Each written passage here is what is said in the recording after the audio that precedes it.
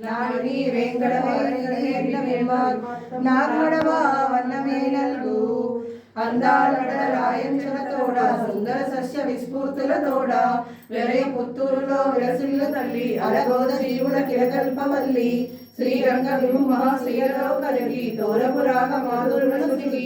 పదముల దివ్య ప్రబంధమాల్యమును ముదముడెడద ఆపుక్తమాల్యమును గరించి రంగేశు కౌగిటిలోను అదిగిన ఆయమ్మ పదమా దిక్కు తన శిరజై నేసుకొనిన వాల్యమున పెదటి సామిలి కడత సున్నమడవి తేటు మీదగా పాడి దివ్య ప్రబంధ రాజపాలితన రాజపాలింప కళ్యాణ